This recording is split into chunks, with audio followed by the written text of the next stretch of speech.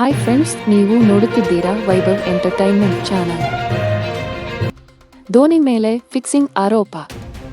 IPS ಅಧಿಕಾರಿಗೆ ಜೈಲು ಶಿಕ್ಷೆ ವಿಧಿಸಿದ ಮದ್ರಾಸ್ ಹೈಕೋರ್ಟ್ ಭಾರತ ಕ್ರಿಕೆಟ್ ತಂಡ ಮಾಜಿ ನಾಯಕ ಎಂಎಸ್ ಧೋನಿಯನ್ನ ಮ್ಯಾಚ್ ಫಿಕ್ಸಿಂಗ್ ಆರೋಪ ಮಾಡಿದ್ದ ಐಪಿಎಸ್ ಅಧಿಕಾರಿ ಸಂಪತ್ ಕುಮಾರ್ ಅವರಿಗೆ ಮದ್ರಾಸ್ ಹೈಕೋರ್ಟ್ 15 ದಿನಗಳ ಜೈಲು ಶಿಕ್ಷೆ ವಿಧಿಸಿದೆ.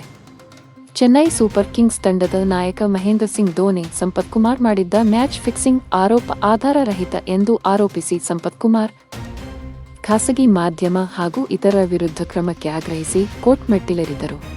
ಇಂಡಿಯನ್ ಪ್ರೀಮಿಯರ್ ಲೀಗ್ನ 2013 ಋತುವಿನಲ್ಲಿ ಚೆನ್ನೈ ಸೂಪರ್ ಕಿಂಗ್ಸ್ ಫಿಕ್ಸಿಂಗ್ನಲ್ಲಿ ತಪ್ಪಿತಸ್ಥರೆಂದು ಕಂಡುಬಂದ ನಂತರ 2 ವರ್ಷಗಳ ಕಾಲ ನಿಷೇಧಕ್ಕೊಳಗಾಯಿತು. ಈ ವೇಳೆ ಪ್ರಕರಣದ ತನಿಖೆ ನಡೆಸಿದ್ದ ಸಂಪತ್ ಕುಮಾರ್ ಸಿಎಸ್ಕೆ ನಾಯಕ ಮಹೇಂದ್ರ ಸಿಂಗ್ ಧೋನಿ ಫಿಕ್ಸಿಂಗ್ ಮತ್ತು ಬುಕ್ಕಿಗಳೊಂದಿಗೆ ಸಂಪರ್ಕ ಹೊಂದಿದ್ದರು ಎಂದು ಆರೋಪ ಮಾಡಿದ್ದರು. ಟಿವಿ ವಾಹಿನಿಯಲ್ಲೂ ಇದೇ ಆರೋಪ ಮಾಡಿದ್ದರು. ಈ ಆರೋಪದ ಬಗ್ಗೆ ಚೆನ್ನೈ ಸೂಪರ್ ಕಿಂಗ್ಸ್ ನಾಯಕ ಧೋನಿ ಆಕ್ರೋಶ ವ್ಯಕ್ತಪಡಿಸಿದ್ದರು.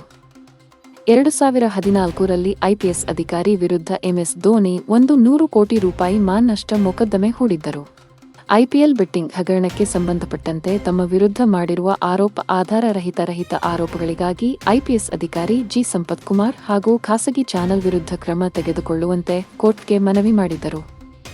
ಅರ್ಜಿಯಲ್ಲಿ ಧೋನಿ 17 ಪ್ರಶ್ನೆಗಳಿಗೆ ಉತ್ತರಿಸುವಂತೆ ಹಾಗೂ ತಮ್ಮ ವಿರುದ್ಧ ಮಾನಹಾನಿಕರ ಹೇಳಿಕೆ ನೀಡದಂತೆ ತಡೆಯಬೇಕು ಎಂದು ನ್ಯಾಯಾಲಯವನ್ನು ಕೋರಿದರು.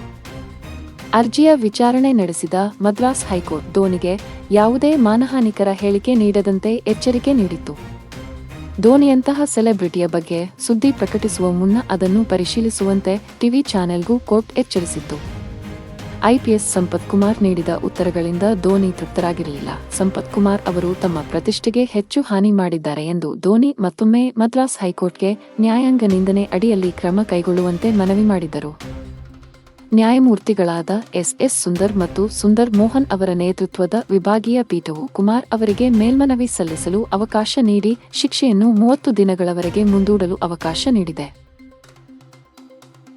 Any local news contact location 86181844494448414717. Please subscribe my channel and like, comment, share.